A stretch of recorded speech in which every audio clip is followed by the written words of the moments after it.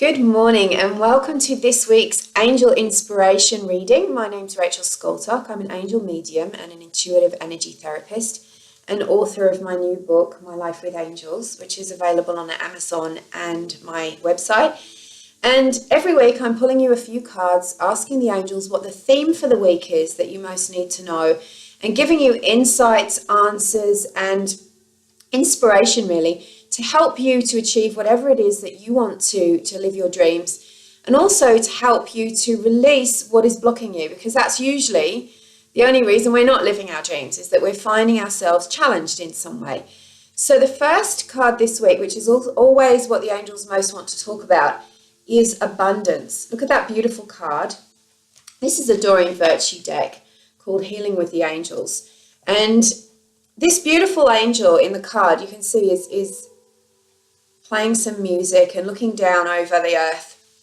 Now, the message of abundance is about whatever you are trying to create in your life is related to abundance. So it doesn't have to be money, although we often think about money, our income, financial support, material support, when we think about abundance, but also think about abundance in an expanded way, about being your health, your well-being, your sense of peace, your the healing that you want to bring into your life, the job that you're looking for, the way you want to live your life is with a mentality of abundance instead of a mentality of poverty.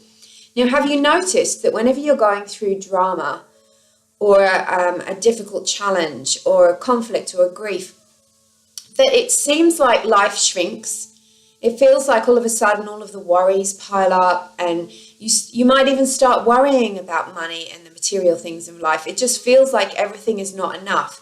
And that's because you've stepped out of the energy of love, divine love, peace, harmony, and abundance, which is what our infinite creator is all about. He's all about giving abundance. Everything in this universe, in our planet, has been provided, and it's infinite in nature. Though when we treat it as if it isn't infinite, it seems to run out, and we can even make it run out, because we can, through fear of running out, we can start to hoard and take too much. So having an attitude of abundance is about recognizing that there is always enough, and that there is always a divine plan, and that whilst things may seem to be difficult, and while we're focusing on those difficulties, we're starting to get away from that divine energy and step into limitation, lack, fear, anxiety, worry, doubt, self-doubt. We believe that there is not enough and we are not enough. So the angels are asking you to plug back into the prosperity consciousness, the divine mind, and recognize that there is enough for you. Now, what is it that you want to create at the moment? Is it something like an increased flow of income? Is it that you're healing your health? Maybe you're looking for love, or you're looking for something. It's important for you to affirm that there is enough of whatever you're looking for. You know, I hear people all the time saying, oh, I'm too old. There's not enough jobs for people like me. There is, in my town, there's not enough rentals or houses for sale or available single people. Like we place limitation on everything, and then we create that. And when we create it, it becomes our reality, and we miss out on all the opportunities and gifts that are actually there for us. So lift up your consciousness and start to affirm that there is enough, and weed out all of those judgments and fears that you have, and the words that you speak and the thoughts that you think in particular that say there's not enough, I'm too old, it's too small, it's too late, or whatever. You are actually affirming that into reality, because you are a powerful manifestor, a powerful creator, made in the image and likeness, remember? So you can do this. You can change your mentality and change the outside circumstances of what's going on. Now, on that theme, we have the next card, which is ideas and inspiration. Now, there in the card is an angel whispering guidance to that person, to her human. And that's exactly how our angels will bring us guidance. They will give us guidance through signs in the external world, but mostly they are speaking to us. And those those thoughts of the angels may come to us as images, visions. They might come to us as spoken words through other people, or you might read something on social media or in a book that just goes, ding, I feel like this is for me. You might think it's your own thought, your own inspiration, but it just keeps repeating and coming for you.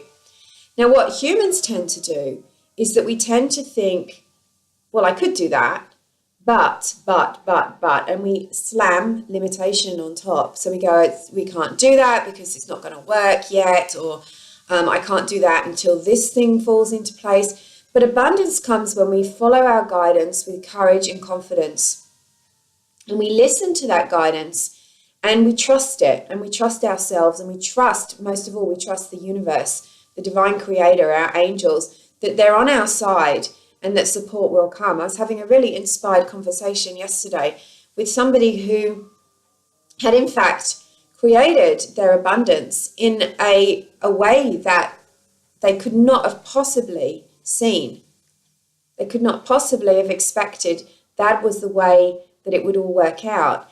And this only came when they finally followed the guidance to go on to the next step in their life, to leave behind something that was holding them back. And that was scary, and it took courage, and it seemed like for a while there wasn't going to be any abundance, and that this might be a big mistake, and people were judging. But this person took the courage and stepped away and said, no, I don't want that. That's not me. I'm going to go forward to what I know is me, what I know my angels are telling me to do. And then huge abundance has come in a really unusual way. So you have to trust the ideas and inspirations that come to you. Now, these ideas and inspirations are always for your highest good. They're never going to give you a feeling that you have to hurt yourself or another person in a harmful way. You know, sometimes when we have to say goodbye to someone, it's going to hurt them, but that doesn't mean that that's going to damage them for life. You know, that's their own choice how they heal from that. But when I say harm another person, I'm saying it's not going to be a negative act. It's not going to be something that purposefully causes pain for others. So your inspiration is always positive, always, always repetitive. It will keep coming back. It will keep coming back.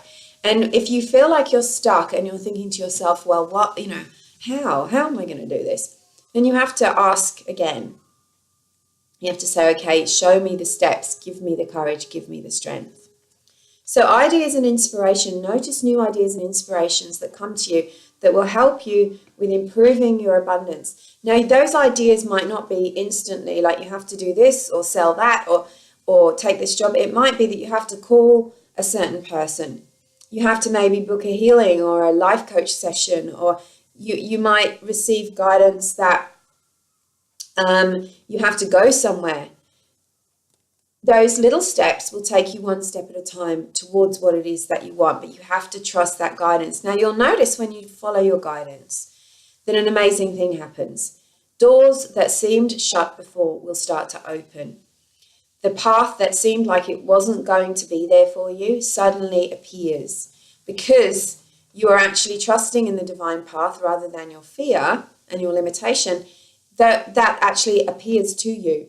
So it's like a state of consciousness that you go to where you go, okay, am I choosing to go the path of fear, where I'm going to struggle, I'm going to be worried all the time, I'm going to keep trying to make things happen the way I think they should happen, or I'm going to trust in God and my angels that they know the way, and I'm going to follow those steps, and it's going to be easier for me. It doesn't mean it's all going to just be like floating down a river without, having to paddle.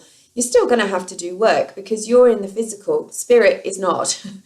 So you still have to do the steps, but it's 10 times, 100 times easier than when you try to do it all by yourself and you try to make things happen. You try to force things to come together. You try to trick people or lie or spend loads of money on marketing or whatever it is. That isn't the way it needs to be. There is an easier way. Now, the final step to manifesting abundance, I love how these cards have come together to give you a real lesson in manifesting this week, is surrender and release, let go. Now, coincidentally, perhaps not, somebody messaged me yesterday and asked me to do a blog about letting go. And there is a podcast on my website called Letting Go, which is a 90-minute seminar that I talk about how to let go, how to surrender, how to release things that you no longer need in your life, but also how to let go in a way that allows what you want to manifest. Because sometimes we can hold a little bit too tightly to everything. We try to control it. We try to make it happen. We try to force, and we forget the truth that what is for you cannot pass you by. But if you try too hard, you push it away. You push and you push and you push it away. Now, I know that when you really want something and you really want something to happen, it's hard to get rid of that part of you that just wants to, shake your cage and shout and scream.